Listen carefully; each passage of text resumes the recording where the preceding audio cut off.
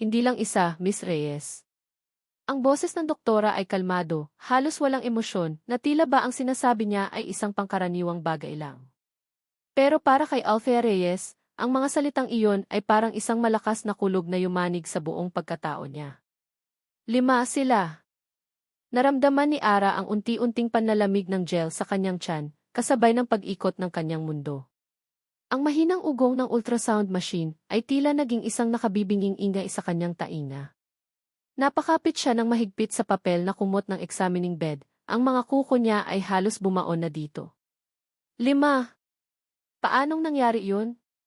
Ang isip niya ay naglakbay pabalik sa mga nagdaang linggo.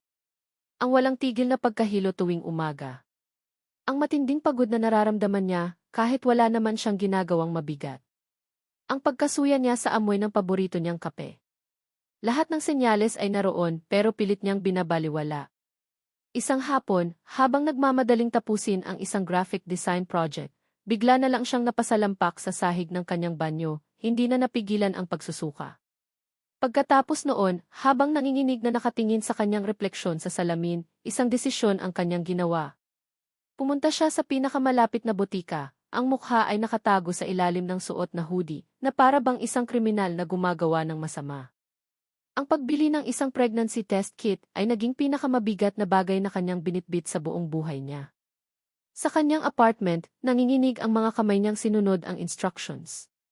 Pagkatapos, inilapag niya ito sa lababo at tumalikod, hindi magawang tingnan. Bawat segundo ay parang isang oras. Ang bawat tibok ng puso niya ay dumadagundong sa kanyang dibdib. Nang sa wakas ay nilakasan niya ang kanyang loob, dahan-dahan siyang lumingon. 2 linya. 2 malinaw na pulang linya. Hindi 1. 2. Napaupo siya sa malamig na sahig, ang likod ay nakasandal sa pader. Ang mga luha ay nagsimulang mamuo sa kanyang mga mata. Hindi. Hindi pwede. Paano? Kailan? Sino? Ang mga tanong ay bumuhos sa kanyang isipan, pero wala siyang makitang sagot. At ngayon, dito sa malamig na silid na ito, ang isang problema ay naging 5. Miss Reyes? Okay ka lang ba? Tanong ng doktora, ang boses ay may bahid na ng pag-aalala. Dahan-dahang itinuon ni Ara ang kanyang paningin sa monitor. 5 maliliit na kumukurap na tuldok. 5 maliliit na tibok ng puso. Ang dapat sanang maging isang magandang milagro ay tila naging isang bangungot para sa kanya. Gusto mo ba ng tubig? Umiling lang si Ara. Pakiramdam niya ay may bumabara sa kanyang lalamunan.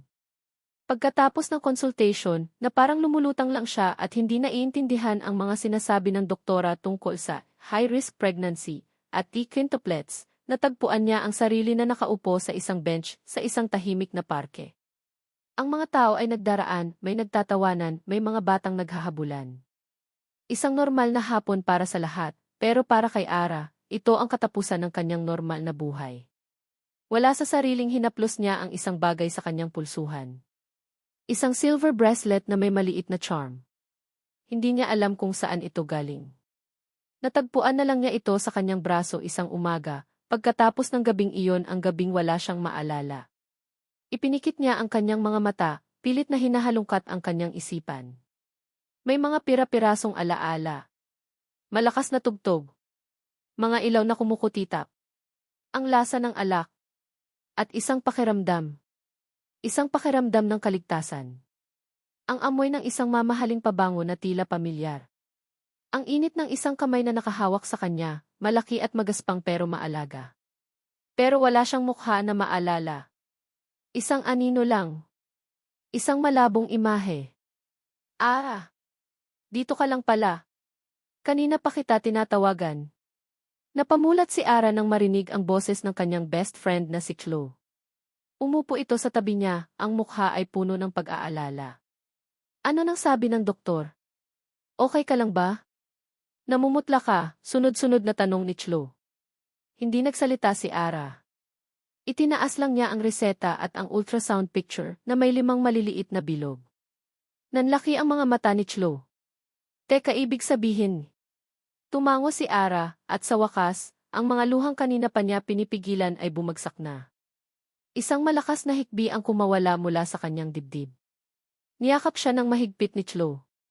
Lily, okay lang yan. Nandito lang ako, bulong nito. Habang umiiyak si Ara sa balikat ng kaibigan, napansin ni Chloe ang bracelet sa kanyang pulsuhan. Ang ganda naman yan. Saan mo nabili? Tanong ni Chloe, sinusubukang ibahin ang usapan.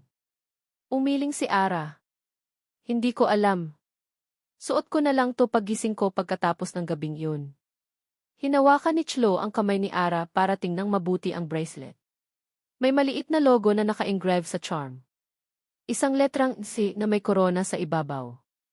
Teka, sabi ni Chloe, tila may naalala. Kinuha niya ang kanyang cellphone at may kung anong hinanap. Parang pamilyar sa kintong logo na to, di. Ilang sandali lang, humarap si Chloe kay Ara, ang mga mata ay gulat na gulat. Ara, hindi ka maniniwala dito. Ipinakita niya ang screen ng cellphone kay Ara. Isang article mula sa isang society magazine. Ang headline, Ye Rafael de Leon, the country's most sought-after obstetrician. At sa litrato, ang kilalang doktor ay nakangiti, suot ang isang mamahaling relo. At sa tabi noon, sa kanyang pulsuhan, ay isang bracelet na may charm na kaparehong-kapareho ng suot ni Ara. Ilang araw ang lumipas na parang isang panaginip. O mas tamang sabihing, isang bangungot. Paulit-ulit na binabalikan ni Ara ang article na ipinakita sa kanya ni Chloe. Paulit-ulit niyang tinititigan ang litrato ni Rafael de Leon. Ang mukha sa litrato ay gwapo, walang duda. Matangos ang ilong, makapal ang kilay, at may isang ngiti na kayang magpatunaw ng kahit sinong babae. Pero ang mga mata niya may kung anong lungkot o lamig sa mga iyon na hindi maipaliwanag. At ang bracelet. Kaparehong-kapareho. Sa bawat araw na lumilipas, lalong lumalakas ang mga sintomas ng pagbubuntis ni Ara. Ang pagkahilo. Ang pagod. Pero kasabay nito, lumalakas din ang isang determinasyon sa loob niya. Kailangan niyang malaman ang totoo. Hindi para sa sarili niya, kundi para sa 5 maliliit na nilalang sa loob niya. Kaya isang umaga, pagkatapos ng isa na namang sesyon ng pagyakap sa inidoro, tinawagan niya ang numerong nasa website ng klinik ni Eve de Leon.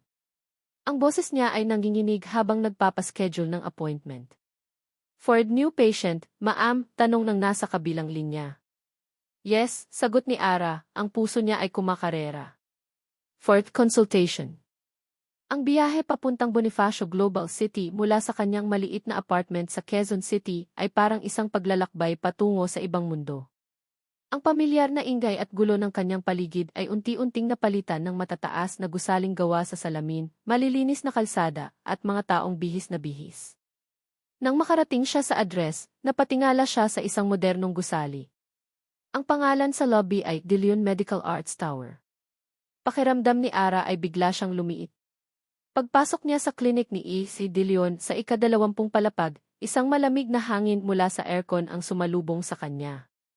Mula sa sahig na gawa sa marmol hanggang sa mga minimalistang webles at mamahaling painting sa pader, lahat ay sumisigaw ng karangyaan at profesionalismo. Ang amoy ay pinaghalong antiseptic at isang mamahaling air freshener. Ang tanging maririnig ay ang mahinang tunog ng classical music at ang pag-click ng keyboard ng receptionist. Pakiramdam niya ay hindi siya kabilang dito. Ang suot niyang simpleng bestida at flat sandals ay tila isang malaking pagkakamali. Good afternoon, ma'am. Do you have an appointment? Bati ng receptionist, ang ngiti ay perpekto pero walang init. Yes. Alvea Reyes, mahinang sagot ni Ara. Pagkatapos kumpirmahin ang kanyang pangalan, pinaupo siya sa waiting area. Habang naghihintay, hindi niya mapigilang paglaruan ang bracelet sa kanyang pulsuhan. Ito ang tanging ebidensya niya. Ang tanging pag-asa niya. Maya-maya pa, isang nurse ang lumabas. Miss Alvea Reyes? This way, please. Sinundan niya ang nurse sa isang pasilyo, patungo sa isang pinto. The doctor will be with you shortly. Naiwan siyang mag-isa sa loob ng consultation room. Mas lalo siyang kinabahan. Umupo siya sa gilid ng upuan, ang mga kamay ay magkapatong sa kanyang kandungan. Ang mga palad niya ay pinagpapawisan. Ano ang sasabihin niya? Paano niya sisimulan? Pagkatapos ng ilang minuto na parang walang katapusan, bumukas ang pinto. Pumasok si Rafael de Leon. Mas matangkad siya sa personal. Ang suot niyang puting doctor's coat ay malinis at plansadong-plansado. Ang tindig niya ay nagpapakita ng otoridad. At ang kanyang mukha walang bakas ng anumang emosyon. Ang kanyang mga mata ay tila 2 piraso ng yelo, sinusuri siya hindi bilang isang tao, kundi bilang isang kaso na kailangang pag-aralan. Good afternoon, Miss Reyes. I'm E.C. De Leon, sabi niya, ang boses ay malalim at formal. Umupo siya sa kanyang silya sa likod ng malaking mesa, na naglagay ng agarang distansya sa pagitan nilang dalawa. What seems to be the problem?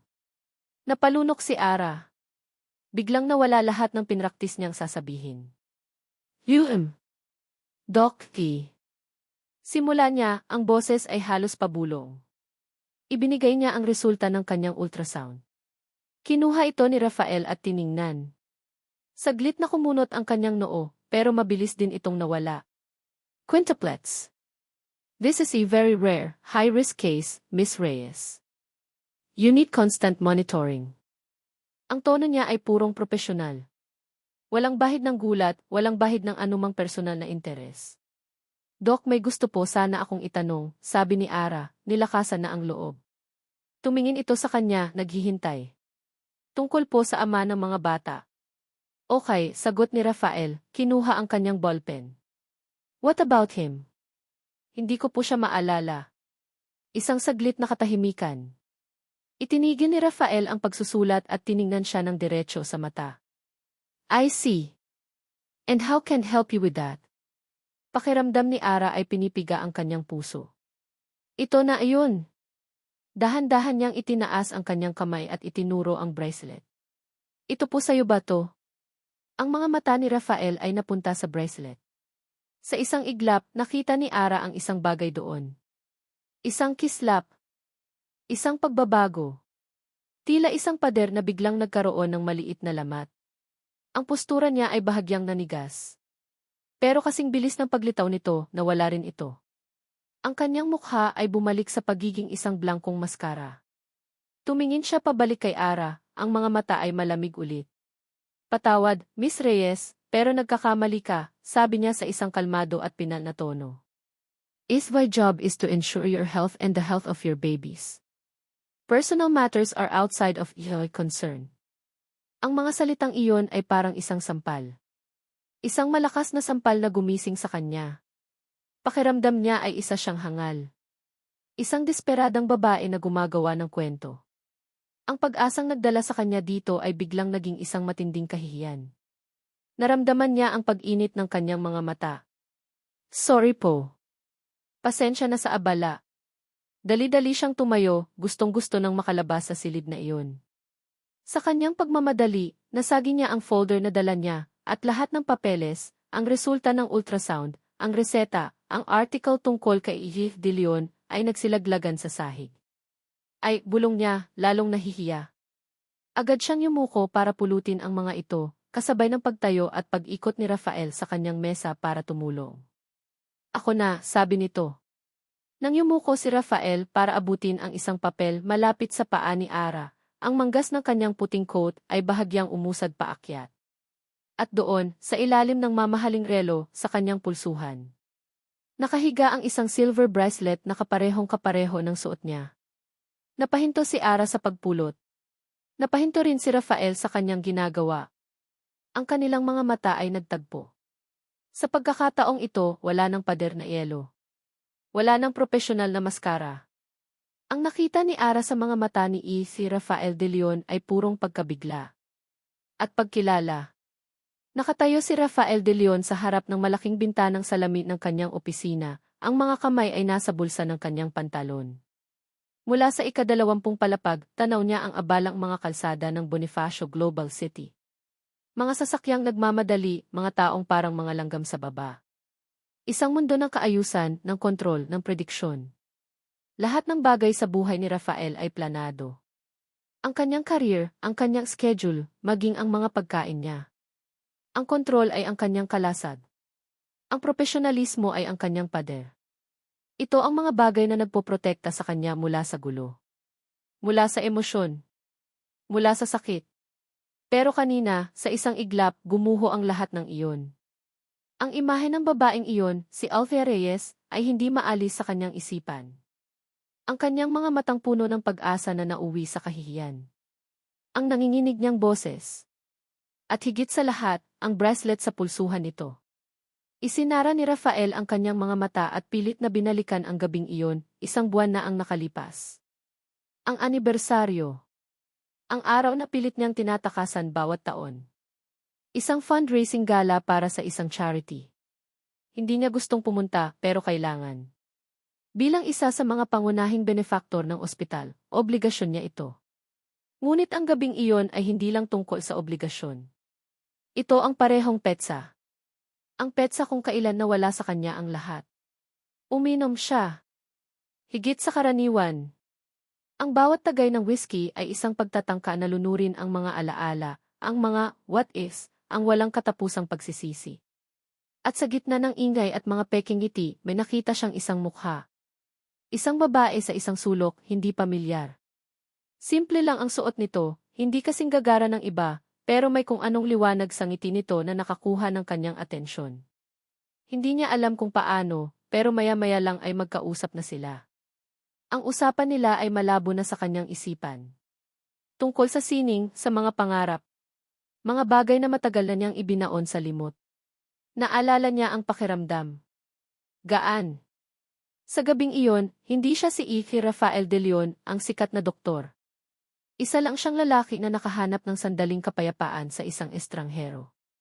Naalala niya ang sarili na hinuhubad ang bracelet sa kanyang pulsuhan. Ang isa sa 2 magkaparehong bracelet na binili niya para sa kanyang ina, isang regalo na hindi na niya naibigay. Ang isa ay nasa safety deposit box niya. Ang isa, para sa'yo, naalala niyang sinabi niya sa babae. Para hindi ka malungkot. Anong kalokohan iyon? Pagkatapos noon, blanko na ang lahat. Nagising na lang siya kinabukasan sa kanyang kondo, bihis pa, na may matinding sakit ng ulo at isang pakiramdam ng kahihiyan. Ipinangako niya sa sarili na hindi na iyon maulit. Ibinaon niya ang gabing iyon sa pinakamalalim na bahagi ng kanyang isipan. Hanggang ngayon, ang babaeng may malungkot pero mainit na mga mata kanina sa kanyang klinik siya pala iyon. At hindi lang iyon. Dala niya ang bunga ng isang gabing pagkakamali. 5 tibok ng puso. Napahawak si Rafael sa kanyang sentido. Hindi. Impossible. Laging maingat siya. Pero sa gabing iyon, lasing siya. Wala sa sarili. Ang pader na maingat niyang itinayo sa paligid niya sa loob ng maraming taon ay nagsimulang magkaroon ng mga bitak. Ang kontrol na pinakaiingatan niya ay unti-unting nawawala. Mabilis siyang lumabas ng kanyang opisina, ang bawat hakbang ay may bigat. Dumiretso siya sa isang sulok ng hallway kung saan walang tao at kinuha ang kanyang cellphone. Nag-dial siya ng isang numero mula sa kanyang memorya. Leo, sabi niya nang sagutin ang tawag, ang boses ay mababa at apurado. It's Raf. I need a favor. A big one. May sinabi ang nasa kabilang linya. Paternity test, diretsong sabi ni Rafael. It needs to be completely off the record. Discreet. And I need the results yesterday. Katahimikan. Pagkatapos ay isang tanong. I'll have the sample sent over give a private courier. Just get it done, Leo. Please. Ibinaba niya ang tawag at sumandal sa pader na papikit ng mariin. Isang doktor. Isang siyentipiko. Hindi siya naniniwala sa hula-hula. Kailangan niya ng katibayan. Kailangan niya ng datos. Pero sa kaibuturan ng kanyang puso, habang tinitingnan ang bracelet na nakasabit sa kanyang pulsuhan, alam na niya ang sagot. Nang bumalik siya sa kanyang klinik, nakasalubong niya ang kanyang sekretarya. Sir, you have an unexpected visitor. Pinapasok ko na po sa office niyo. Kumunot ang noo ni Rafael. Wala siyang inaasahang bisita. Ang isip niya ay lumilipad, puno ng problema, at wala siyang panahon para sa mga sorpresa. Pagbukas niya ng pinto ng kanyang opisina, isang pamilyar na amoy ng pabango ang sumalubong sa kanya. Isang amoy na dati ay minahal niya, pero ngayon ay nagdudulot na lang ng inis. Nakatayo malapit sa bintana, tila ba pag-aari niya ang lugar, si Katrina Imperial. Ang kanyang dating fiance. Perpekto ang pagkakaayos ng buhok nito. Ang suot nitong pulang bestida ay yakap na yakap sa kanyang katawan. Ang ngiti sa kanyang mga labi ay matamis, pero hindi umaabot sa kanyang mga mata. Raph, darling, bati nito, ang boses ay malambing. I was just in the area. I thought I'd drop by and say hello. I miss you. Lumapit si Katrina at sinubukang humawak sa braso ni Rafael, pero umiwas siya ng bahagya. Ang kilos na iyon ay hindi nakaligtas sa pansin ni Katrina. Ang kanyang ngiti ay bahagyang nawala. Bakit parang nakakita ka ng multo? Tanong nito, may pahiwatig ng panunumbat. I'm busy, Katrina. May pasyente ako kanina, malamig na sagot ni Rafael. Umupo sa kanyang silya para magkaroon ng distansya. Pasyente. O baka naman isa na namang pagkakamali, sabi ni Katrina, ang bawat salita ay mailason. Ito ang dahilan kung bakit siya tumakas. Ang walang katapusang selos. Ang pagiging possessive. Ang panunumbat sa isang nakaraang hindi na niya kayang baguhin. Wala na tayong dapat pag-usapan, Katrina. Meron, Raph. Palaging meron, git nito, ang boses ay nagiging desperado. Hindi mo ba naiintindihan? Tayo ang para sa isa't isa. Ang nangyari noon kaya nating ayusin yun. Pwede tayong magsimula ulit. Napabuntong hininga na lang si Rafael. Pagod na siya. Pagod na siyang makipagtalo. Pagod na siya sa nakaraan. Umalis ka na, please. Sa wakas, pagkatapos ng ilang sandali ng panunumbat, umalis din si Katrina. Pero nag-iwan ito ng isang banta sa hangin, hindi pa ako tapos sayo, Rafael. Tandaan mo yan. Nang mag-isa na ulit siya, napasabunot si Rafael sa kanyang buhok. Ang problema niya ay hindi na lang isa. Dalawa na. Isang hinaharap na hindi niya alam kung paano haharapin, at isang nakaraan na ayaw siyang tantanan. Kinagabihan, habang nasa loob siya ng kanyang sasakyan, nakaparada sa basement ng gusali, hindi pa rin siya makaalis. Nakatitig lang siya sa manibela. Ang kanyang perpektong buhay. Ang kanyang reputasyon. Lahat ay nakataya. Biglang nag-vibrate ang kanyang cellphone. Isang email. Mula kay Leo. Ang subject, confidential, lab results, case #REA negatibo 01. Naramdaman niya ang malakas na kabog ng kanyang dibdib. Ang pagdaloy ng dugo sa kanyang tainga. Nanginginig ang kanyang kamay habang binubuksan ang email. May isang EV file na naka-attach. Nag-aalangan siyang i-click ito. Isang parte niya ay gustong burahin na lang ang email at magpanggap na walang nangyari. Pero alam niyang hindi pwede. Kailangan niyang harapin ito. Huminga siya ng malalim at pinindot ang file. Dahan-dahang nag-load ang dokumento sa screen ng kanyang cellphone. Ang mga teknikal na detalye. Mga numero. Alleles. Genetic markers. At sa pinakababa, sa ilalim ng mga pangalang Leon, Rafael at Reyes, Althea, ay isang linya ng text, nakasulat sa bold at capital letters, na tila isang hatol. Isang sentensya na babago sa kanyang buhay magpakailanman. Probability paternity, 99.9%. Makalipas ang 2 araw, nakatanggap si Ara ng isang text message, mula sa isang hindi pamilyar na numero. Miss Reyes, this is Sif de Leon. Can we meet? There's something important we need to discuss. I'll send you the address. Please come alone. Napatitig si Ara sa screen ng kanyang cellphone, ang puso niya ay biglang bumilis. Alam niya kung tungkol saan ito. Pagkatapos ng araw na iyon sa klinik, nang sandaling pagkakita niya sa bracelet sa pulsuhan ni Rafael, may isang maliit na bahagi sa kanya na umasa. Pero kasabay noon, mayroon ding takot. Paano kung mali pa rin siya? Paano kung sasabihin lang ulit nito na nagkakamali siya? Ang address na ipinadala ay sa isang tahimik at medyo mamahaling coffee shop sa isang lugar na hindi gaanong matao. Isang lugar na pinili para sa privacy. Nang pumasok si Ara sa coffee shop, agad niyang nakita si Rafael na nakaupo sa isang table sa pinakasulok. Hindi na niya suot ang kanyang puting coat. Isang simpleng itim na polo shirt at slacks lang ang suot niya. Kung hindi mo siya kilala, aakalain mo lang siyang isang ordinaryong business executive. Pero ang aura ng kapangyarihan at kontrol ay naroon pa rin. Lumapit si Ara at umupo sa tapat niya, ang mga kamay ay nanginginig sa ilalim ng mesa. Dok, bati niya, halos pabulong. Tumingin si Rafael sa kanya.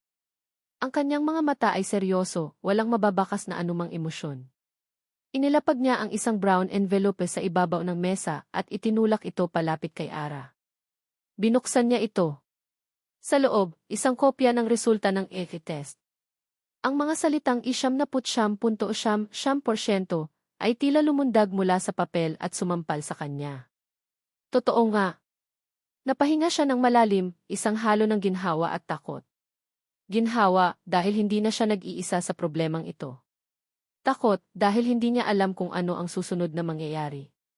So, sabi ni Rafael, binasag ang katahimikan. Ang kanyang boses ay flat, parang nag-uulat lang ng isang medical finding. It's confirmed. I am the father. Walang emosyon. Walang pagsisisi. Walang galit. Isang simpleng pag-amin lang sa isang katotohanan. Gagawin ko ang lahat para sa mga bata. Pagpapatuloy niya, habang inilalabas ang isa pang set ng mga dokumento mula sa kanyang briefcase. Inilapag niya ito sa mesa. Isang kontrata. I will take full financial responsibility.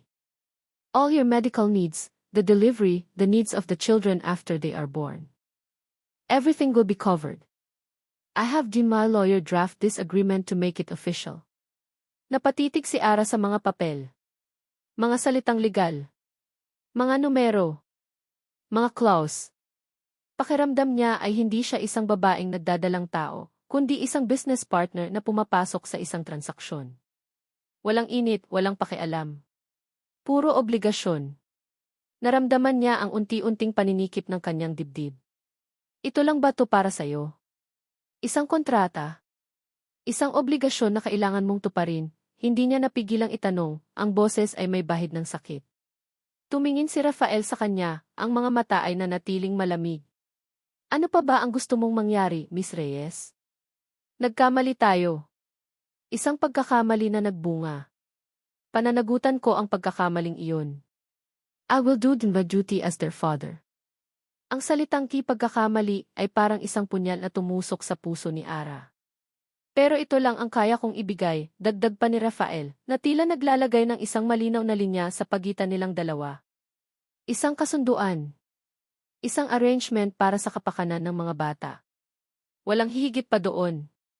Bago pa man makasagot si Ara, isang anino ang tumabon sa kanilang mesa. Raf, darling. So, dito ka lang pala nagtatago. Napatingala silang dalawa. Nakatayo doon si Katrina Imperial. Ang mga braso ay nakakrus sa kanyang dibdib, ang mga mata ay parang apoy na nakatutok kay Ara. Isang mapanuring tingin mula ulo hanggang paa, na may kasamang halatang pagkamuhi. Katrina, what are you doing here? Tanong ni Rafael, ang boses ay nanigas. Halata ang inis sa kanyang mukha. Sinusundan ka, syempre, sagot ni Katrina na parang natural lang. Sino siya, Raf? Tanong niya, ang tingin ay hindi pa rin inaalis kay Ara. Isa na namang pagkakamali. Ang muling paggamit sa salitang pagkakamali ay lalong nagpaliit sa tingin ni Ara sa kanyang sarili. Gusto na lang niyang maglaho sa kinaupuan niya. Hindi sumagot si Rafael. Lumapit si Katrina, ang takong ng kanyang stiletto ay tumutunog sa sahig. Kinuha niya ang isang baso ng tubig sa katabing bakanting mesa. Alam mo, sa mundong ito, may mga bagay na hindi para sa lahat, sabi ni Katrina. Ang boses ay matamis pero puno ng panunuya, habang nakatingin kay Ara. May mga taong dapat alam kung saan sila lulugar. At sa isang kilos na sinadya, tila ba natabig niya ang baso. Ang malamig na tubig ay bumuhos sa kandungan ni Ara, binasa ang kanyang bestida. Napasinghap si Ara, hindi sa lamig ng tubig, kundi sa purong pang-iinsulto. Oh, I'm so sorry, sabi ni Katrina, ang tono ay puno ng peking pag-aalala. Ang clumsy ko talaga. Baka kailangan mo ng basahan. Nanginginig na tumayo si Ara, ang mukha ay namumula sa galit at hiya. Hindi niya alam ang gagawin. Pero bago pa man siya makakilos, isang bagay na hindi inaasahan ang nangyari. Mabilis na tumayo si Rafael. Sa isang iglap, nasa pagitan na siya ni Ara at ni Katrina. Hinawakan niya ang braso ni Ara at marahan siyang hinila sa likuran niya, na tila isang kalasag. Katrina, tama na. Ang boses ni Rafael ay hindi pa sigaw, pero puno ito ng isang lamig at otoridad na hindi pa naririnig ni Ara dati. Isang lamig na hindi na dahil sa pagiging propesyonal, kundi dahil sa purong galit. Natigilan si Katrina, halatang nabigla sa reaksyon ni Rafael. "Raf, what are you doing? Pinagtatanggol mo ba tong babaeng to?" Tiningnan ni Rafael si Katrina ng diretso sa mata, ang kanyang panga ay nanatiling matigas. "Siya ang ina ng mga anak ko." Ang mga salitang binitiwan ni Rafael sa coffee shop, "siya ang ina ng mga anak ko," ay umalingaw sa kanyang isipan kahit ilang araw na ang lumipas. Hindi niya alam kung saan nanggaling ang mga iyon. Isang reaksyon na hindi planado. Isang kilos na hindi niya pinag-isipan. Pero sinabi niya. At sa harapan ni Katrina. Ang unang reaksyon niya ay inis. Inis sa sarili dahil nawalan siya ng kontrol. Inis kay Katrina dahil sa panggugulo nito. At inis sa buong sitwasyon na naglagay sa kanya sa alanganin. Pero sa ilalim ng inis, mayroon pang ibang bagay. Isang pakiramdam ng tama. Tama na ipagtanggol si Alfie Reyes. Hindi dahil sa anumang personal na damdamin, kundi dahil totoo ang sinabi niya. Si Ara ang ina ng mga anak niya. At ang mga anak niya, kahit hindi pa man isinisilang, ay responsibilidad niya. Ang salitang di responsibilidad ang naging mantra ni Rafael. Ito ang kanyang naging gabay. Ito ang nagbigay sa kanya ng direksyon sa gitna ng kaguluhan. Kaya sinimulan niyang gawin ang kanyang tungkulin. Sinamahan niya si Ara sa kanyang susunod na check-up. Hindi na sa klinik niya sa GC, kundi sa isang expert sa multiple birth pregnancies sa ibang ospital. Habang nasa waiting area, ang katahimikan sa pagitan nila ay halos nakakabingi. Pareho silang hindi alam kung ano ang sasabihin pagkatapos ng eksena sa coffee shop. Pero nang nasa loob na sila ng consultation room at ipinakita sa screen ang 5 kumukurap na mga puso, nakita ni Rafael ang pagbabago sa mukha ni Ara. Ang takot at pag-aalala ay napalitan ng isang ngiti. Isang maliit, pribadong ngiti na puno ng pagmamahal. At sa sandaling iyon, ang tingin ni Rafael ay hindi na bilang isang doktor na sumusuri sa isang kaso. Habang ipinapaliwanag ng espesyalista ang mga dapat gawin, ang mga dapat iwasan, si Rafael ang masusing nakikinig at nagtatanong. Isinulat niya ang lahat, mula sa klase ng vitamins na kailangan hanggang sa tamang diet. Pagkatapos ng check-up, dumaan sila sa butika. Siya na mismo ang pumili at nagbayad ng lahat ng gamot at bitamina. Isang buong paper bag. "Salamat, Doc," sabi ni Ara nang iabot niya ito. "Pero kaya ko naman sana." "High responsibility," maikling sagot ni Rafael, na para bang iyon na ang paliwanag sa lahat. Isang hapon, nagulat na lang si Ara nang may kumatok sa pinto ng kanyang apartment. Pagbukas niya, naroon si Rafael, nakatayo sa labas, katabi ang 2 malalaking kahon. "Ano to?" gulat na tanong ni Ara. "Cribs," sagot ni Rafael. "I'll order them online. They need to be assembled." Pinapasok siya ni Ara, hindi pa rin makapaniwala. Ang maliit niyang sala ay lalong sumikip dahil sa 2 malaking kahon. Pinanood ni Ara si Rafael de Leon, ang sikat at respetadong doktor, na nakaupo sa sahig, pinagpapawisan habang binabasa ang instruction manual. Ang mga kamay niya na sanay humawak ng scalpel, nang may perpektong kontrol ay tila hirap na hirap sa simpleng screwdriver. May isang tornilyo na nalaglag at gumulong sa ilalim ng sofa. Napamura siya ng mahina, isang bagay na hindi inaasahan ni Ara mula sa kanya. Hindi napigilan ni Ara ang matawa ng mahina. Napatingin si Rafael sa kanya, ang noo ay nakakunot sa inis. Pero nang makita niya ang ngiti ni Ara, ang tunay na tuwa sa mga mata nito, ang inis sa kanyang mukha ay napalitan ng isang bagay na hindi matukoy ni Ara. Isang saglit na paglambot ng kanyang mga mata. At sa isang iglap, isang napakaliit na ngiti ang sumilay sa gilid ng kanyang labi bago ito mabilis na nawala. May mga araw na bigla na lang siyang susulpot sa apartment ni Ara, dala-dala ang mga prutas o gatas. Isang beses, naabutan niya si Ara na masama ang pakiramdam dahil sa morning sickness. Walang imik, pumasok si Rafael sa maliit na kusina ni Ara. Binuksan niya ang ref, kumuha ng bigas at luya. At doon, pinanood ni Ara ang lalaking naka-designer na polo shirt na nagluluto ng lugaw sa kanyang lumang kaldero. Ang bawat kilos niya ay maingat at may focus, na para bang nagsasagawa ng isang operasyon. Nang matapos, inihain niya ito kay Ara. Kainin mo. It will help with the nausea, sabi niya sa kanyang karaniwang tono ng doktor. Pero ang simpleng lugaw na iyon ay ang pinakamasarap na natikman ni Ara sa buong buhay niya. Isang gabi, habang nag-uusap sila tungkol sa mga preparasyon, biglang napahawak si Ara sa kanyang tiyan, ang mukha ay nagulat. Bakit? Agad na tanong ni Rafael, ang boses ay may bahid ng pag-aalala. Gumagalaw sila, bulong ni Ara, ang mga mata ay nanlalaki sa tuwa. Ang lilikot nila. Napatitig lang si Rafael sa tiyan ni Ara, tila ba sinusubukang makita ang nangyayari sa loob. Gusto mo maramdaman, alok ni Ara, medyo nag-aalangan. Nag-alinlangan si Rafael. Isang parte niya ay nagsasabing wag na kailangan niyang panatilihin ang distansya. Pero bago pa man makapagsalita ang isip niya, ang katawan niya ay kumilos na. Dahan-dahan niyang inilapit ang kanyang kamay. Ipinatong ito ni Ara sa kanyang tiyan. Ang init ng balat ni Ara ay tumago sa kanyang palad. Naghintay sila. At maya-maya naramdaman niya. Isang maliit pero malinaw na sipa. Isang food laban sa kanyang palad. Napahinto sa paghinga si Rafael. Hindi ito isang medical phenomenon. Hindi ito isang data point. Ito ay buhay. Isang buhay na konektado sa kanya. Naramdaman niya ulit. Isa pa. Mas malakas. Nang hindi namamalayan, isang ngiti ang nabuo sa kanyang labi. Isang tunay, hindi pinilit na ngiti na umabot hanggang sa kanyang mga mata. Napatingin siya kay Ara, na nakangitiring nakatingin sa kanya. Sa sandaling iyon, nawala ang pader sa pagitan nila. Walang doktor, walang pasyente. Dalawang tao lang na namamangha sa isang milagro.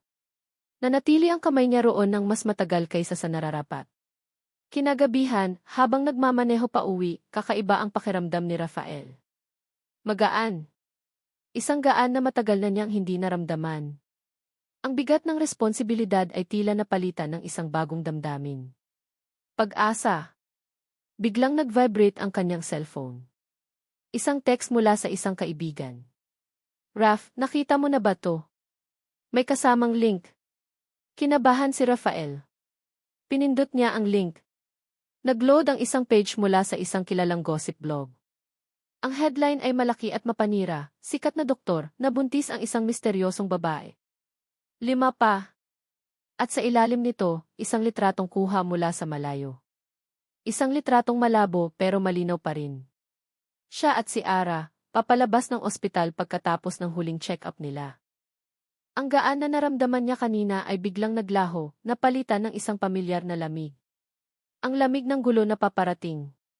Ang internet ay isang halimaw na walang mukha.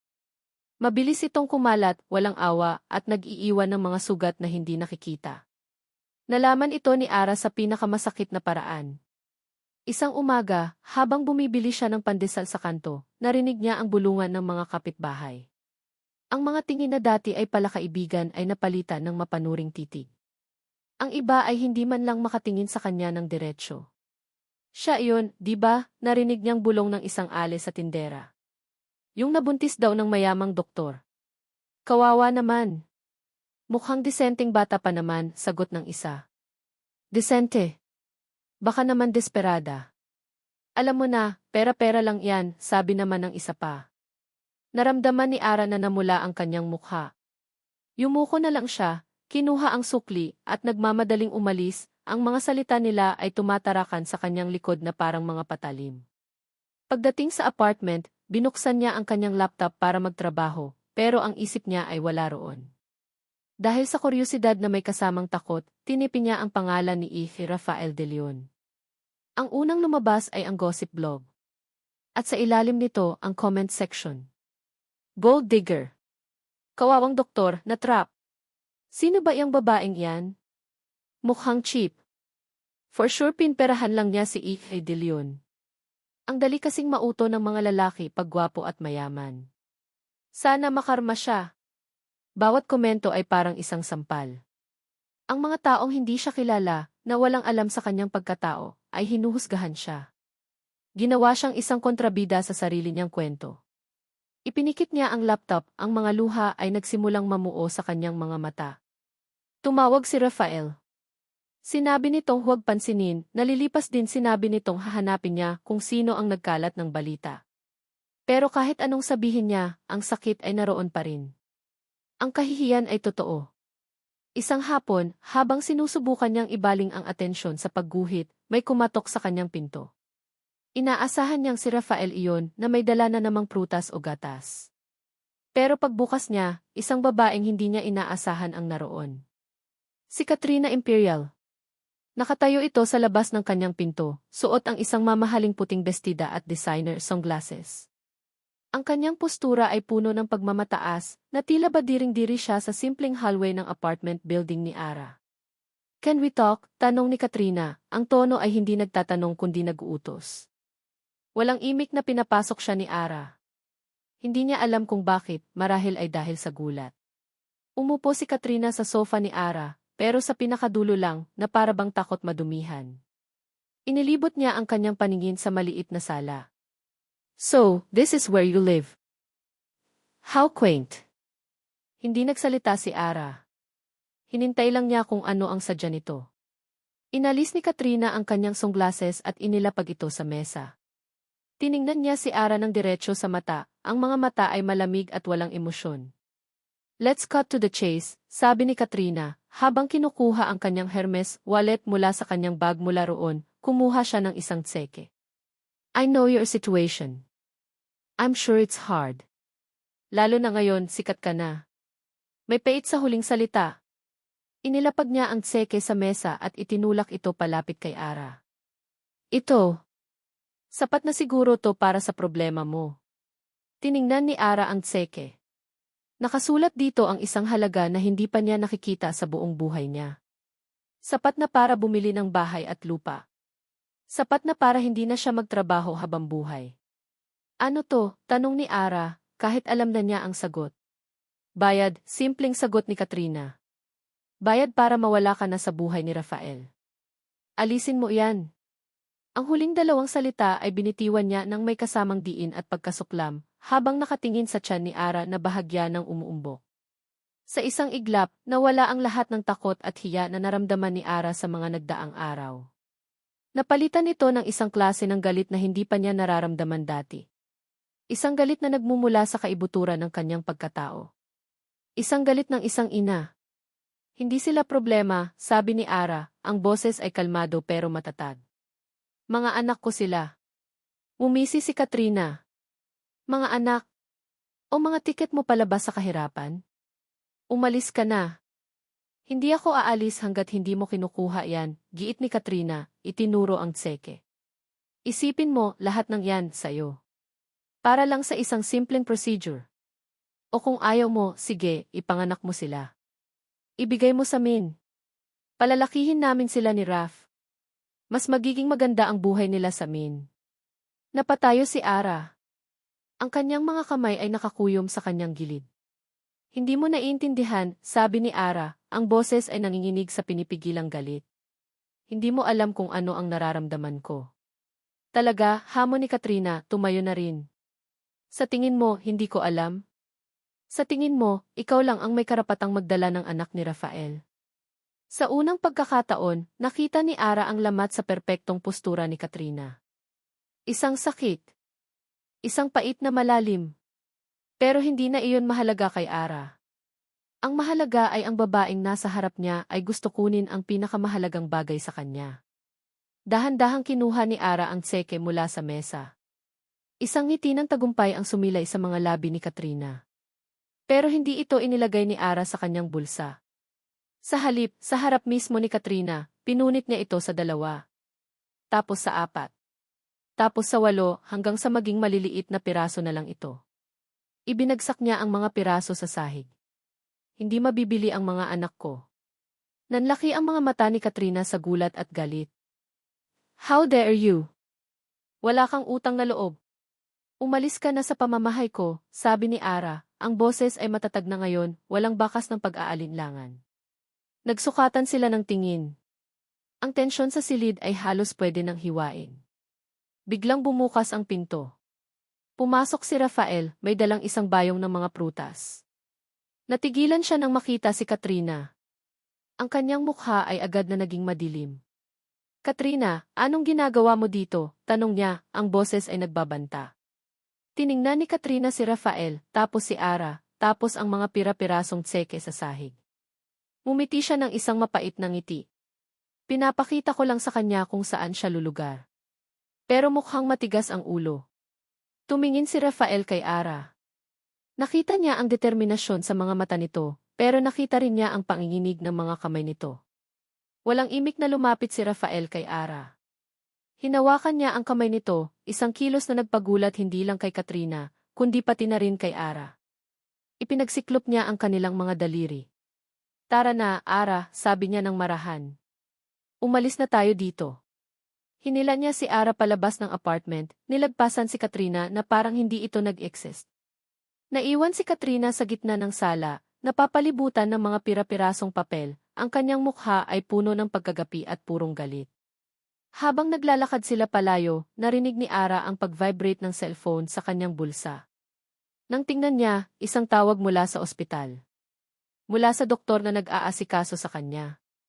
Sinagot niya ito. Hello, Miss Reyes, sabi ng boses sa kabilang linya.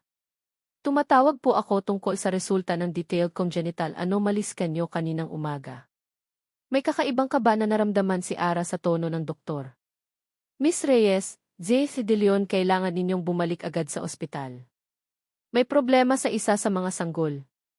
Ang biyahe pabalik sa ospital ay ang pinakatahimik at pinakamabigat na biyaheng naranasan ni Rafael sa buong buhay niya. Ang mga kamay niya ay mahigpit na nakakapit sa manibela, ang mga ugat ay lumilitaw.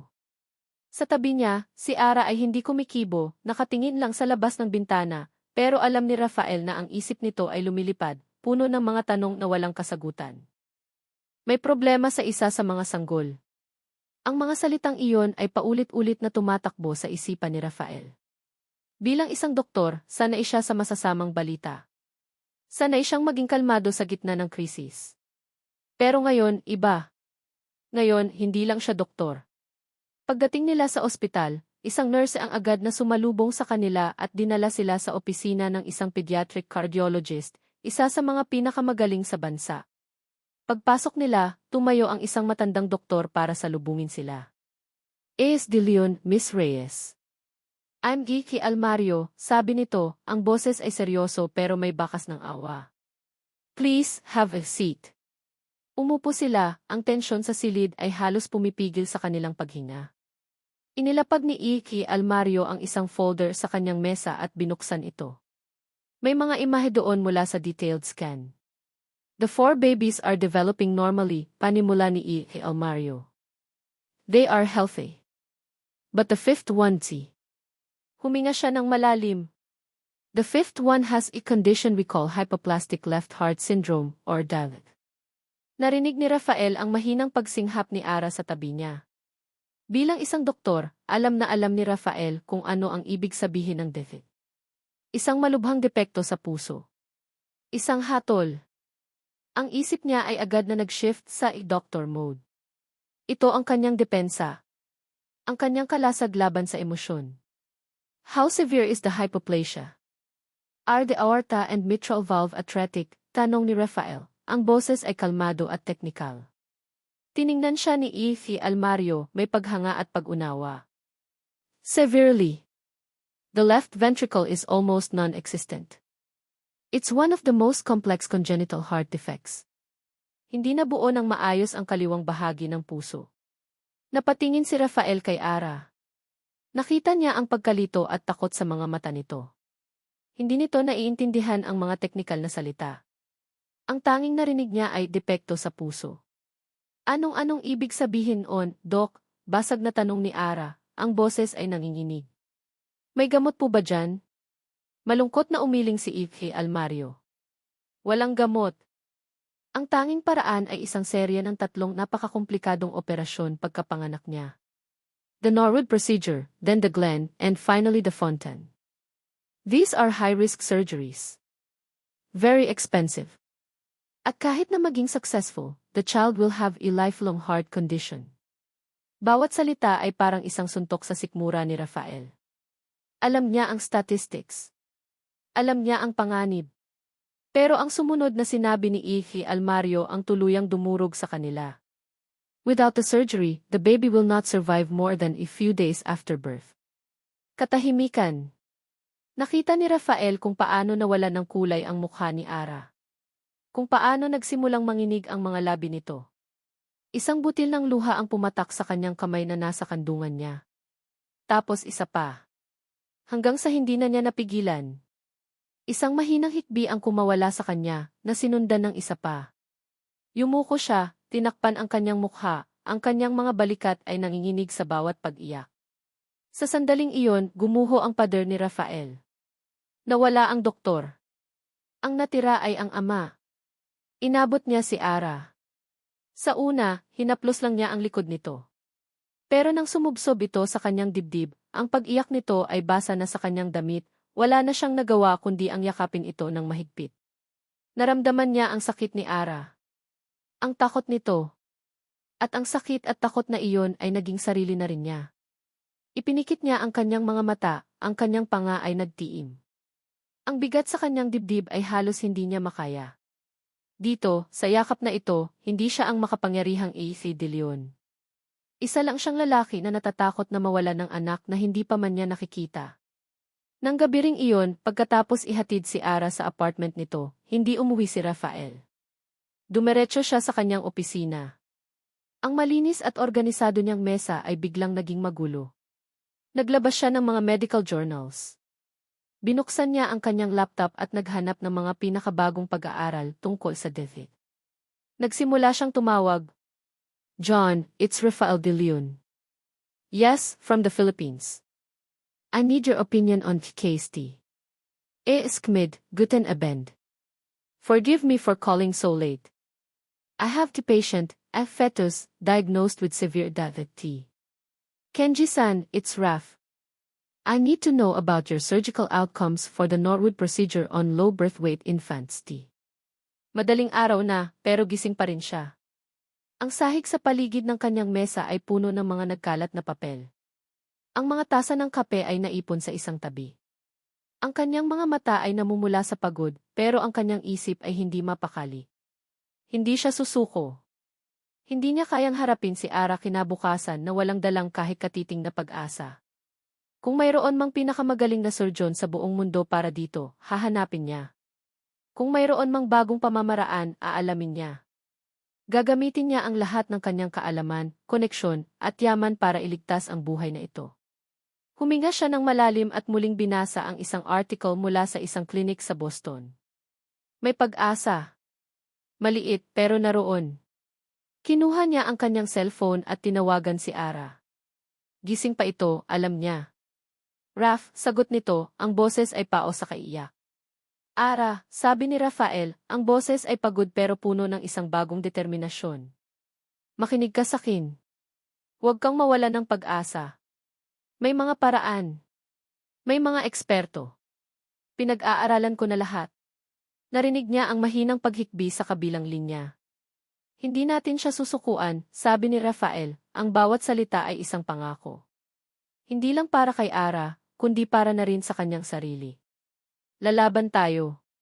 Nang ibaba niya ang telepono, naramdaman niya ang bahagyang paggaan ng kanyang dibdib. Mayroon na siyang plano. Mayroon ng direksyon. Isang mahirap na laban pero lalabanin niya. Biglang tumunog ulit ang kanyang telepono. Isang numero na kilalang kilala niya. Hello, sagot niya. Rafael. Ang boses sa kabilang linya ay malamig at puno ng otoridad. Si Chairman Imperial. Ang ama ni Katrina. Nakarating na sa akin ang balita tungkol sa problema mo, sabi nito. At ang sitwasyon ng isa sa mga bata. Nakarating na rin ito kay Katrina. Nanigas si Rafael. Ang personal na iskandalo mo ay nagsisimula ng makaapekto sa reputasyon ng ospital.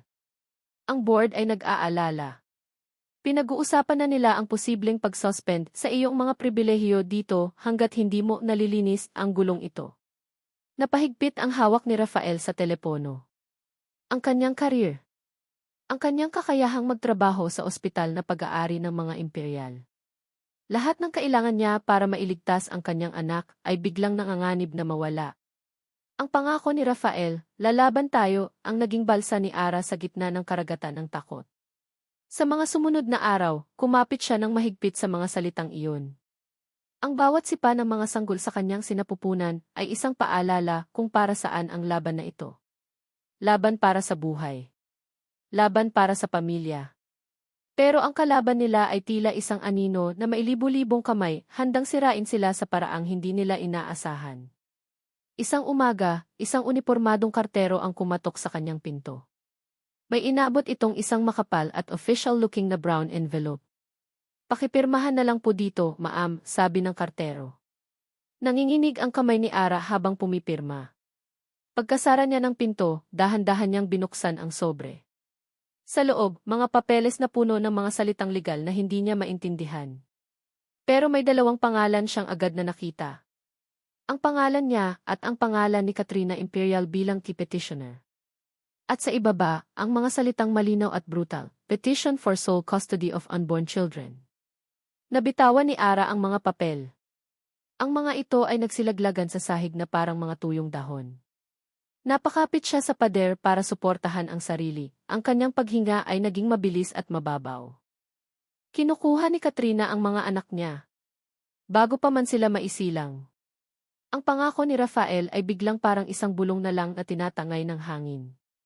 Kinabukasan, ang laban ay pumasok mismo sa kanyang pamamahay. May dumating na isang babae, nagpakilalang social worker. Pormal ang suot at ang ngiti ay hindi abot sa mga mata. "Good morning, Miss Reyes. I'm here for a home evaluation," sabi nito habang inilalabas ang isang clipboard. Pinatuloy siya ni Ara, pakiramdam niya ay isang kriminal na iniinspeksyon. Inilibot ng social worker ang kanyang paningin sa maliit na apartment. "Ikaw lang mag-isa dito, Miss Reyes," panimula nito. "Oo po. Ano po ang trabaho ninyo? Mayroon po ba kayong stable source of income?"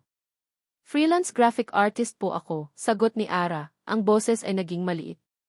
Ang kanyang kinikita ay sapat lang para sa kanya, pero ngayon, sa pandinig ng social worker, ito ay parang isang patunay ng kanyang kawalan ng kakayahan. "How do you plan to manage the stress of caring for 5 infants, especially with one having a major health condition? Mayroon ka bang sapat na support system?" Ang bawat tanong ay parang isang akusasyon. Bawat sagot ni Ara ay tila hindi sapat. Ang kanyang simpleng apartment ay biglang naging isang palatandaan ng kahirapan. Ang kanyang pagiging mag-isa ay naging isang palatandaan ng kapabayaan. Alam ni Ara na ang lahat ng isusulat ng babaeng ito sa kanyang report ay gagamitin laban sa kanya.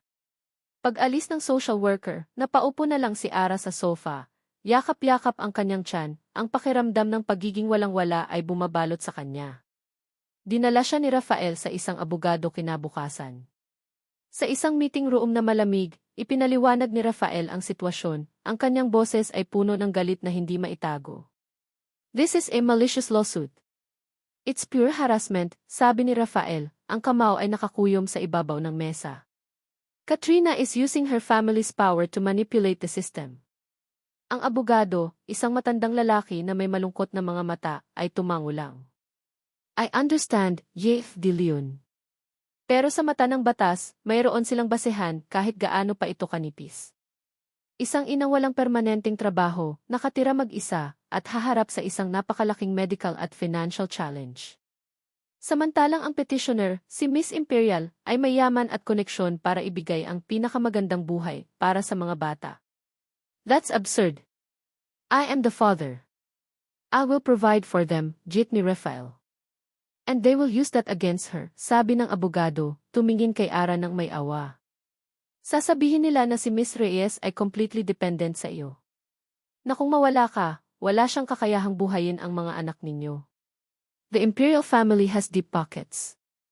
They can drag this out in court for years.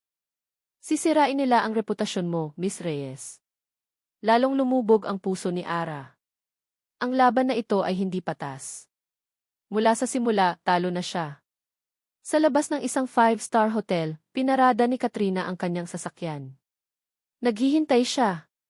Maya-maya pa, dumating ang sasakyan ni Rafael. Bumaba ito, ang mukha ay gusot sa pag-aalala at galit. Pumasok siya sa loob ng sasakyan ni Katrina. Ano na naman to, Katrina, bungad ni Rafael. Tigilan mo na si Ara. Umiti si Katrina, isang ngiti na walang kagalakan. Mahal mo na ba siya, Raf? Ganoon na ba kabilis? This is not about love. This is about decency. What you're doing is cruel. Cruel, tumawa si Katrina, isang tawang mapait. Gusto mong malaman kung ano ang cruel, Raf? Ang cruel ay yung iwanan mo ako noong panahong pinakakailangan kita. Ang cruel ay yung mawala ang anak natin dahil mas inuna mo ang trabaho mo. Ilang beses ko bang sasabihin sa'yo na hindi ko iyon kasalanan? Pero wala ka, sigaw ni Katrina, ang mga luha ay nagsimulang mamuo sa kanyang mga mata. At ngayon, ipagkakait mo sakin ang pangalawang pagkakataon. Isang babae na aksidente mo lang nabuntis ang uunahin mo. Huminga siya ng malalim, pinakalma ang sarili, at ang kanyang mukha ay naging malamig na parang yelo. May alok ako sa'yo, Raf. Simple lang. Tumingin siya ng diretso sa mga mata ni Rafael. Hiwalayan mo siya. Sabihin mo sa kanya na tapos na. Na pinipili mo ang career mo. Na pinipili mo ako. Nanigas si Rafael. You're insane. Makinig ka, pagpapatuloy ni Katrina, ang boses ay naging isang mapanganib na bulong. Hiwalayan mo siya at ako na ang bahala sa lahat. Ibababa ko ang kaso. Gagamitin ko ang lahat ng pera at koneksyon ng pamilya ko para dalhin dito ang pinakamagaling na surgeon mula sa Boston para operahan ang anak natin. Mabubuhay ang bata, Raf. Magkakaroon siya ng pinakamagandang buhay. Nagpause siya, hinayaang lumubog ang mga salita. Kung hindi sisirain ko kayong dalawa, gagalawin ko ang lahat para matanggal ka sa ospital. Wala kang magiging access. Walang surgeon ang gagalaw sa batang iyan nang walang basbas ng pamilya ko.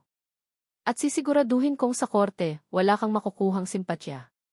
Mamamatay ang batang iyan, Raf.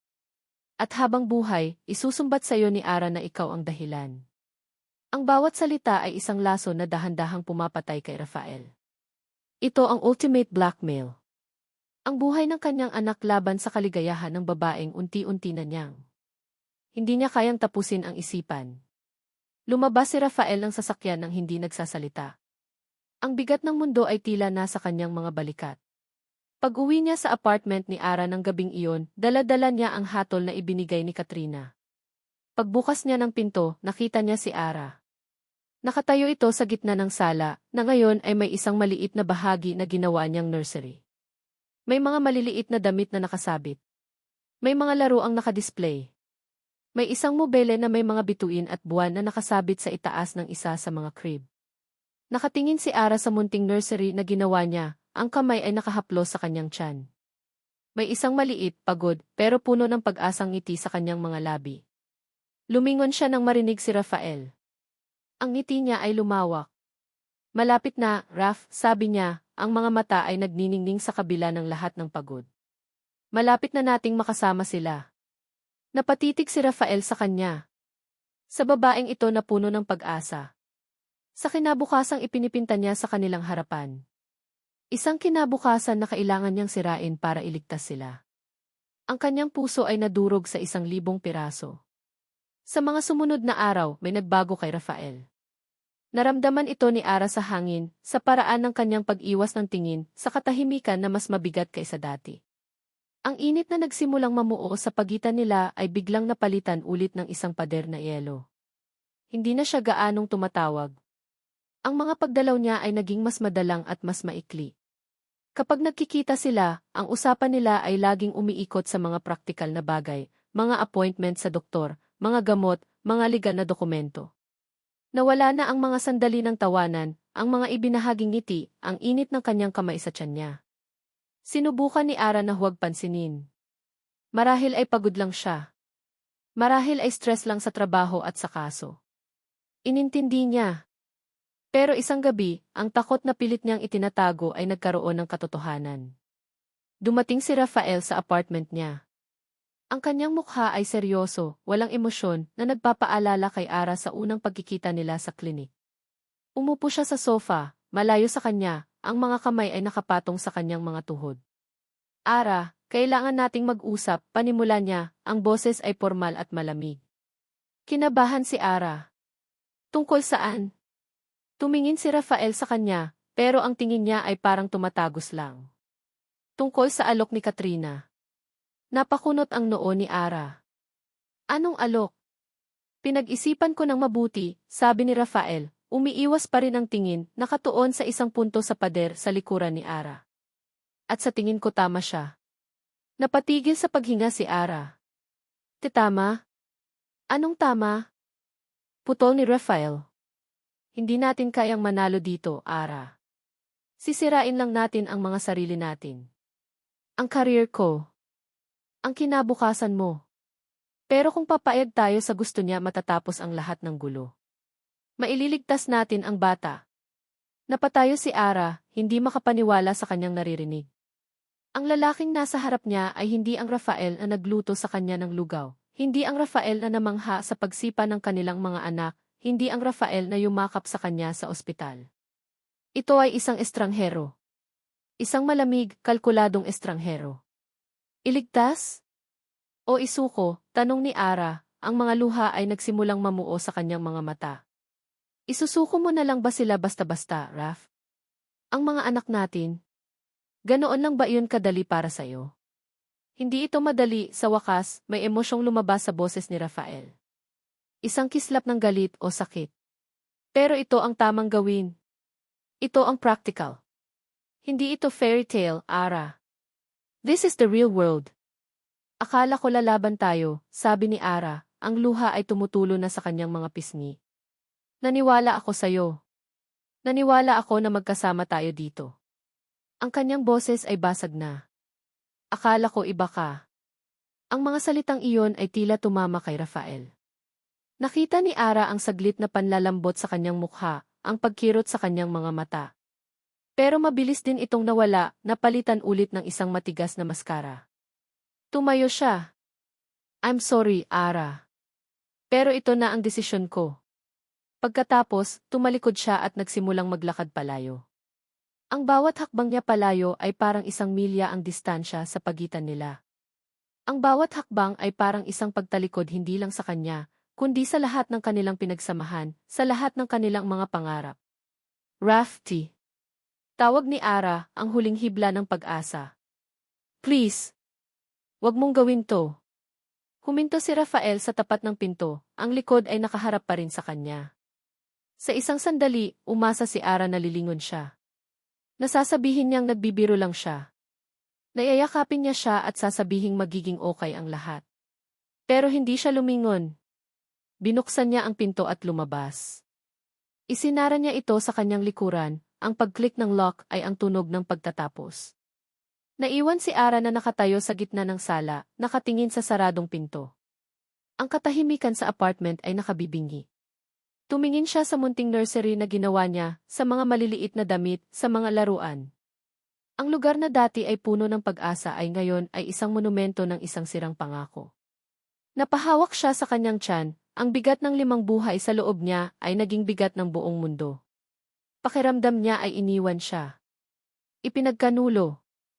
Niloko. Siya na lang ulit mag-isa. Habang ang realisasyon ay dahan-dahang lumulubog sa kanyang puso, isang matalim na sakit ang biglang naramdaman niya sa kanyang puson. Isang paghilab. Napasinghap siya, napakapit sa sandalan ng sofa.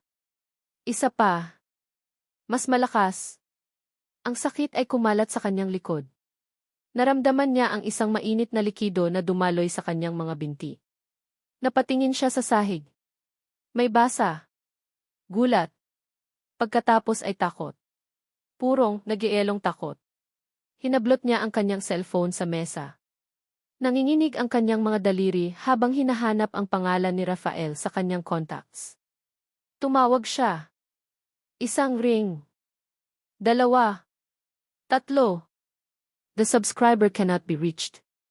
Please try again later. Hindi niya makontak. Tinawagan niya ulit. Ganun pa rin. Isa pang matinding paghilab ang naramdaman niya, mas malakas kaysa sa nauna, na nagpatumba sa kanya. Napaluhod siya sa sahig, ang isang kamay ay nakahawak sa kanyang tiyan, ang isa ay nakakapit sa cellphone na parang iyon ang kanyang tanging lifeline. Tulong T. Bulong niya sa kawalan. Please tulong. Ang sakit ay hindi na niya makaya. Ang takot ay bumabalot sa kanya. Napahiga siya sa sahig, ang paningin ay nanlalabo. Bago siya tuluyang nawalan ng malay, ang huling nasa isip niya ay ang mukha ni Rafael na tumatalikod sa kanya. Nakatayo si Rafael sa viewing deck ng kanyang kondo, nakatingin sa mga ilaw ng syudad sa ibaba, pero wala siyang makita. Ang tanging nakikita niya ay ang mukha ni Ara kanina, ang pagkalito, ang sakit, at ang ultimong pagkabigo sa kanyang mga mata. Akala ko iba ka. Ang mga salitang iyon ay parang sirang plaka na paulit-ulit na tumutugtog sa kanyang isipan. Ang bawat salita ay isang dagok, isang paalala ng kasinungalingang binitiwan niya. Ginawa niya ito para iligtas sila. Ito ang paulit-ulit niyang sinasabi sa sarili. Kapag nalaman ni Katrina na naghiwalay na sila, ititigil na nito ang kaso. Papayagan nitong operahan ang bata. Magiging ligtas sila. At kapag okay na ang lahat, babalik siya kay Ara at ipapaliwanag ang lahat. Isang perpektong plano. Isang lohikal na solusyon. Pero bakit pakiramdam niya ay siya mismo ang sumaksak sa sarili niyang puso? Ang kanyang cellphone ay naka-off, isinara niya ito pagkaalis sa apartment ni Ara. Ayaw niyang makatanggap ng tawag. Ayaw niyang marinig ang boses nito. Dahil alam niya, sa isang salita lang mula kay Ara, bibigay siya. Pero ang katahimikan ay mas masahol pa. Ilang oras siyang nakatayo roon, nag-iisip, nagsisisi. Nang sa wakas ay binuksan niya ang kanyang cellphone, bumuhos ang mga mensahe.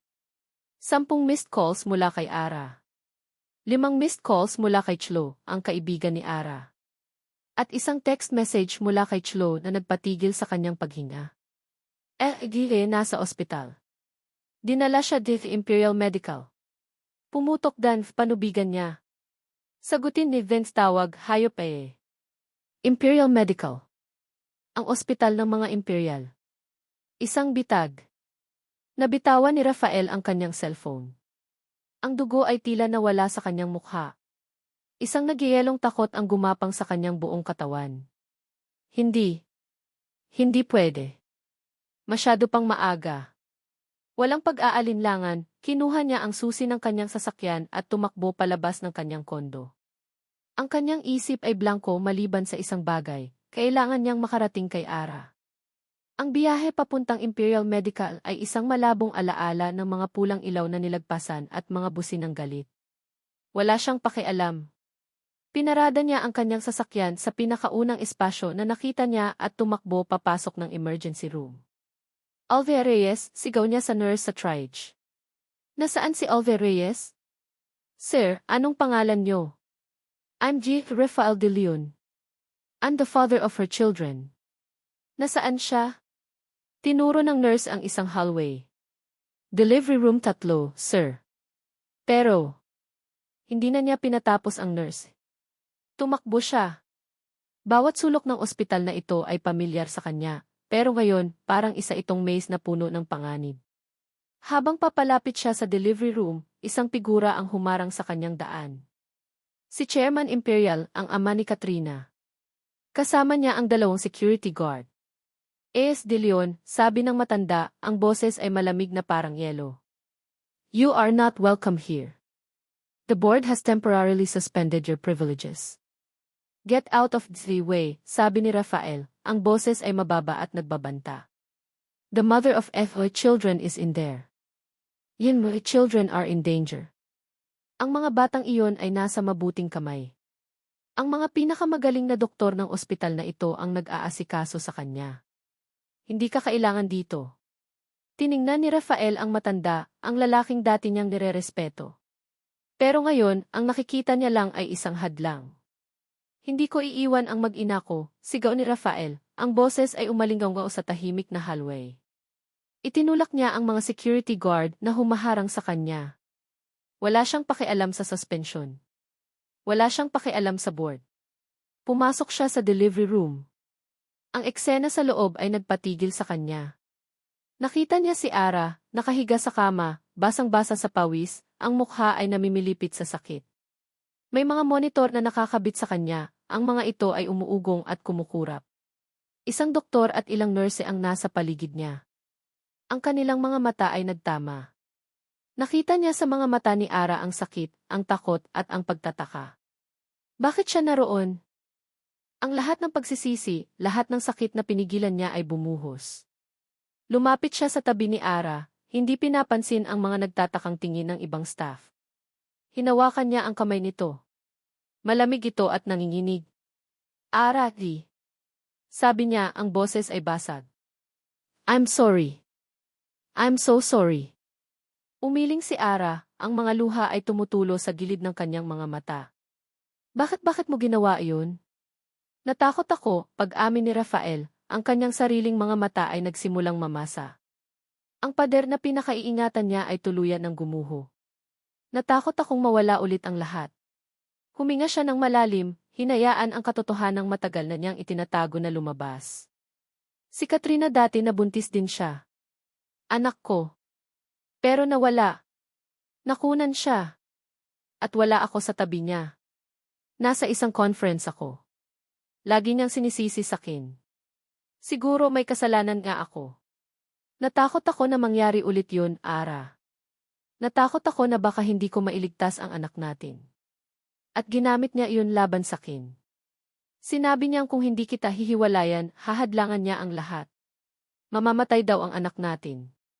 Kaya ko ginawa iyon. Para iligtas kayo. Pero mali ako.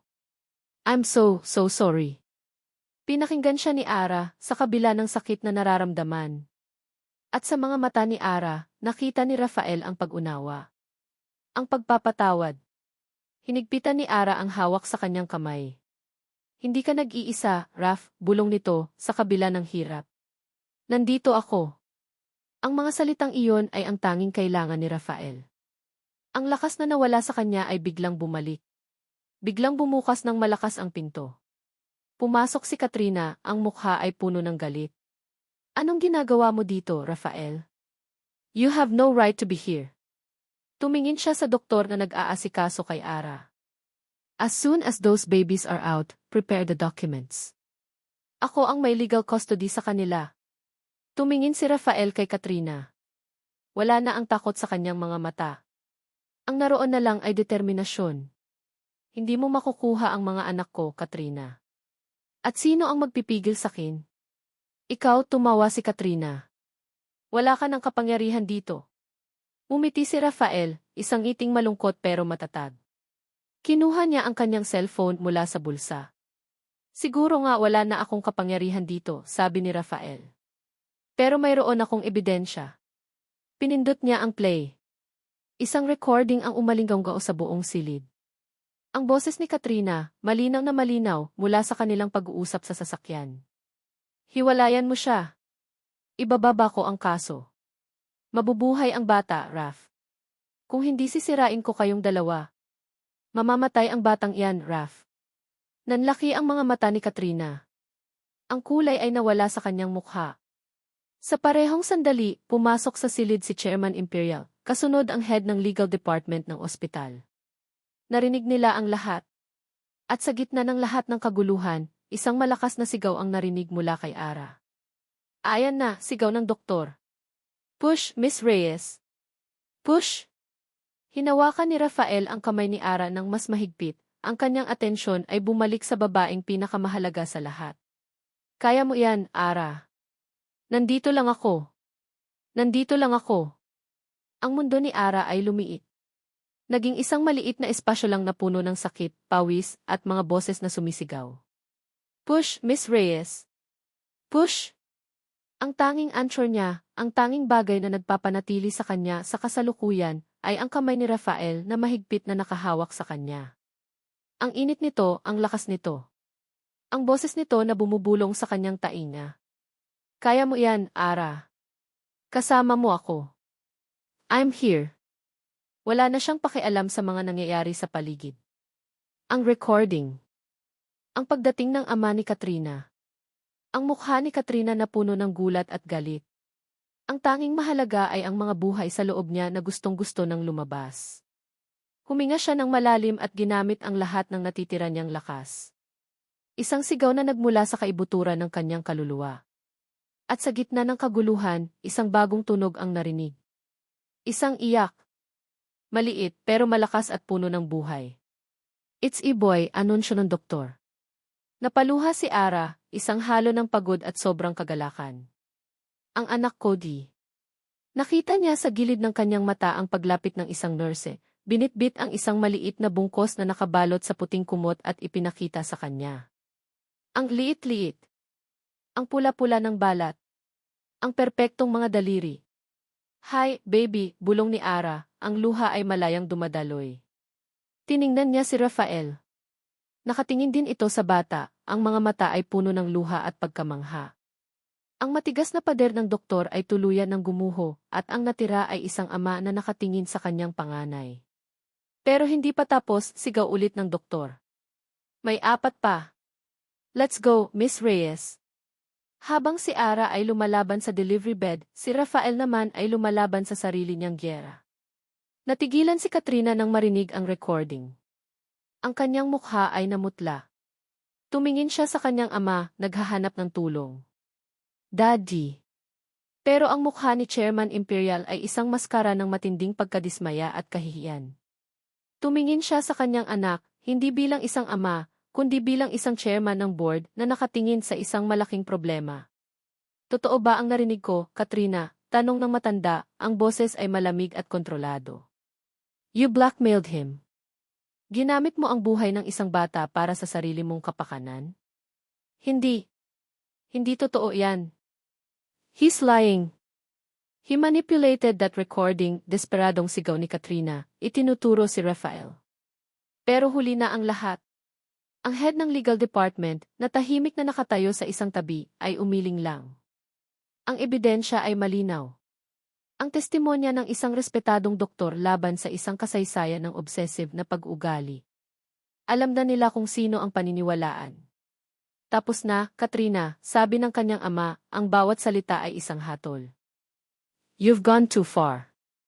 Isang iyak ulit ang pumuno sa silid. Ang pangalawang anak.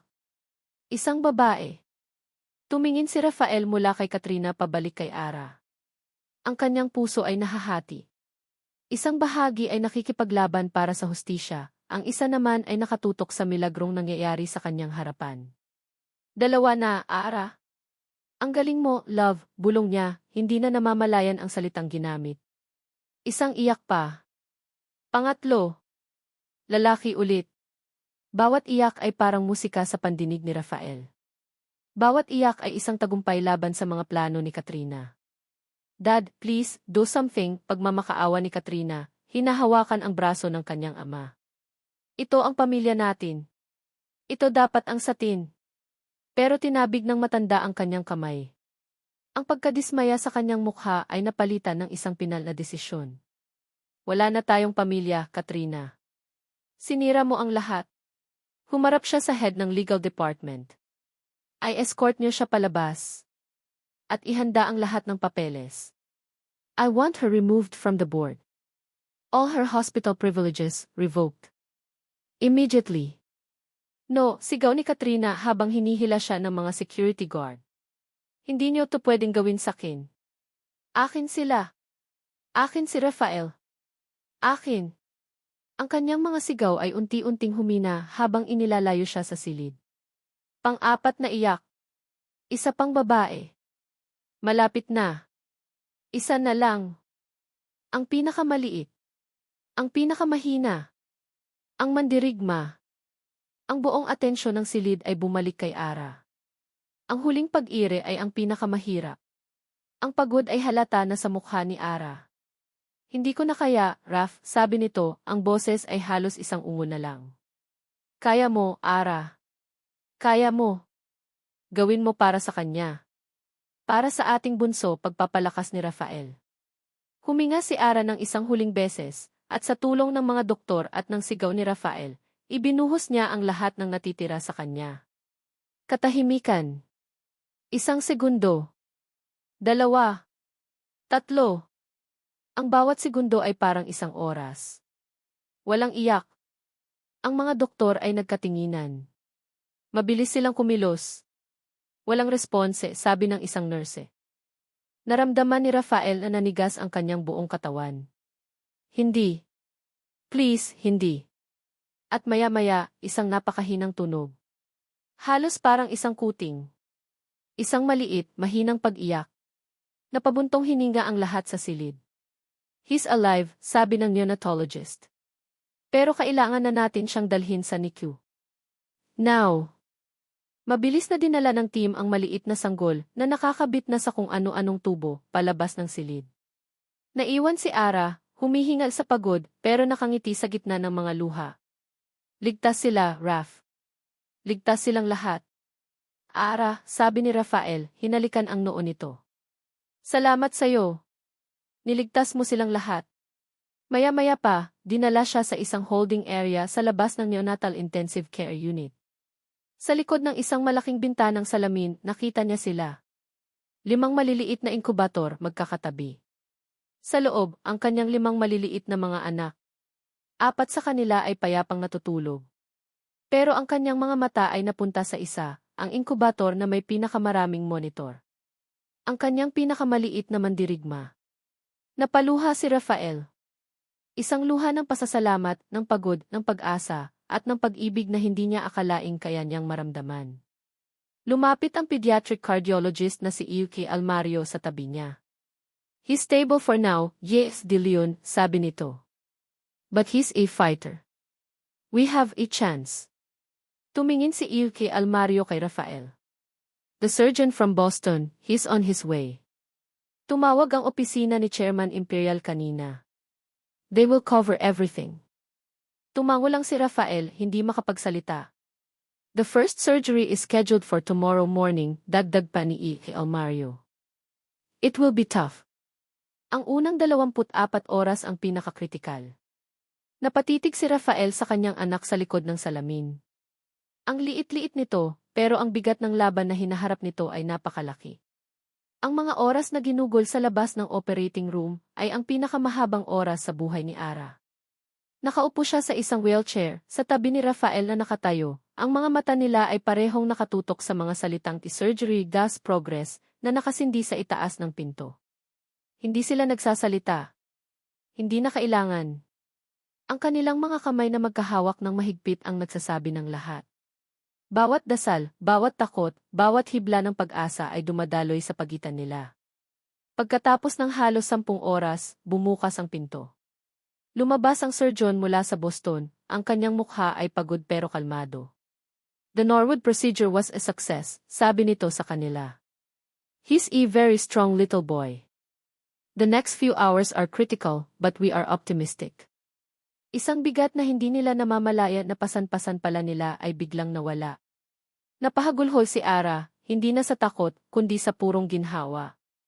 Niyakap siya ni Rafael ng mahigpit, ang mukha ay nakasubsob sa kanyang buhok, ang kanyang mga balikat ay nanginginig din ang kanilang pinakamaliit na mandirigma ay nanalo sa kanyang unang laban. Makalipas ang ilang buwan. Ang tahimik at malinis na apartment ni Ara sa Quezon City ay isa na lang malayong alaala. Ngayon, ang tahanan nila ay isang bahay sa isang tahimik na subdivision. Isang bahay na pinili ni Rafael, sapat ang laki para sa 7 tao. Pero sa kabila ng laki nito, ang bahay ay laging puno. Puno ng tunog. Ang iyak ng isang sanggol na nagugutom. Ang halakhak ng isa pa habang kinikiliti. Ang ugong ng bottle sterilizer. Ang mahinang tunog ng lulabi mula sa isang baby monitor. Puno ng amoy. Amoy ng baby powder, gatas, at paminsan-minsan, isang amoy na mas gusto na lang nilang kalimutan. At higit sa lahat, puno ng kalat. Mga lampin sa bawat sulok. Mga bote ng gatas sa lababo. Mga maliliit na medyas na nawawala ang kapares. Sa gitna ng lahat ng ito, sa sala, nakaupo sa sahig si Rafael De Leon. Ang kanyang designer polo shirt ay napalitan ng isang simpleng t-shirt na may mansa ng gatas sa balikat. Ang kanyang buhok, na dati ay laging perpektong nakaayos, ay bahagyang magulo. Sa kandungan niya, may isang sanggol na payapang natutulog. Sa kanyang kaliwa, isa pang sanggol ang sinusubukan niyang pakainin gamit ang bote.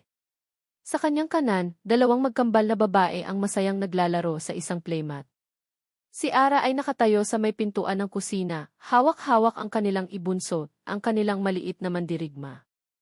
Medyo mas maliit pa rin siya kumpara sa mga kapatid niya, at may isang maliit na peklat sa gitna ng kanyang dibdib, isang paalala ng laban na kanyang pinagdaanan. Pero ang kanyang mga mata ay maliwanag at ang kanyang paghinga ay kalmado at regular. Pinapanood ni Ara si Rafael.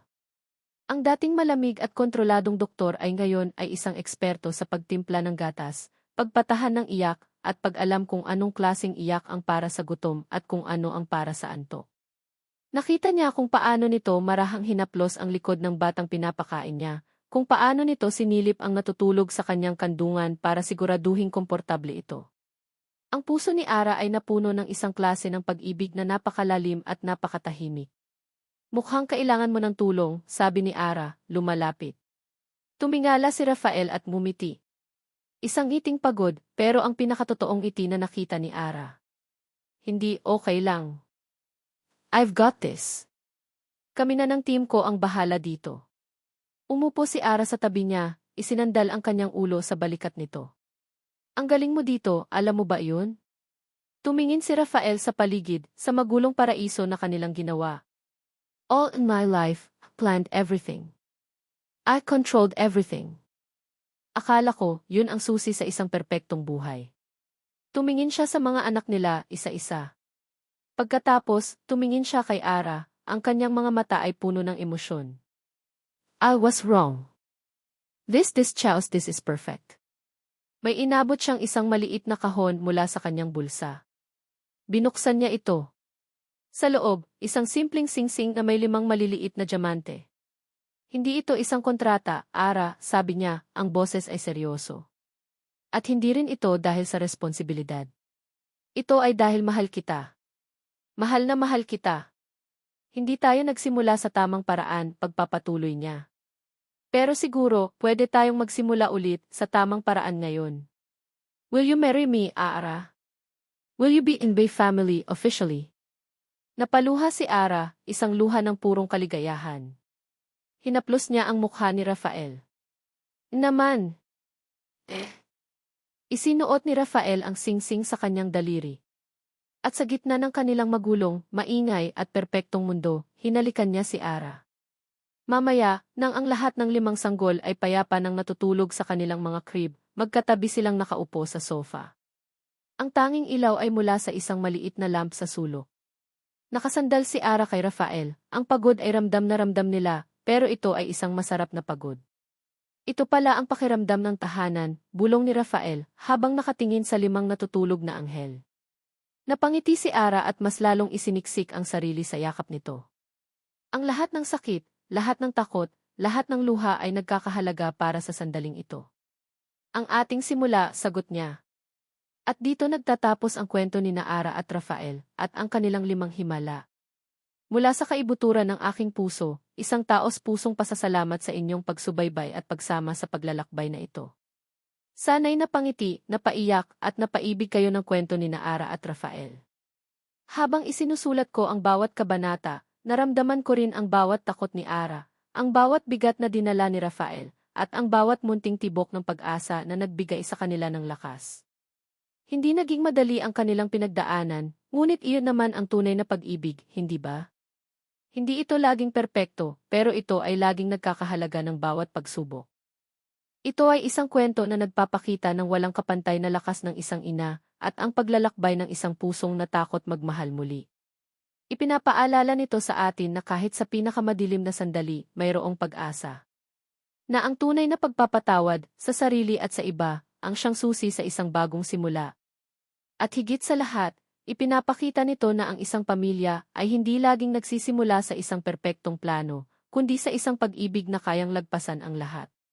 Ngayon, nais ko namang marinig ang inyong saloobin. Ano ang pinakapaborito ninyong eksena? Anong aral ang inyong napulot mula sa kwentong ito?